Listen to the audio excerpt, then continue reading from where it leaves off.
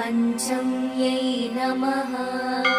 ॐ दण्डनाथायै नमः।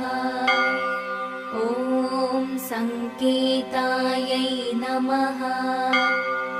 ॐ समयेश्वर्यै नमः। ॐ समयसंकेतायै नमः।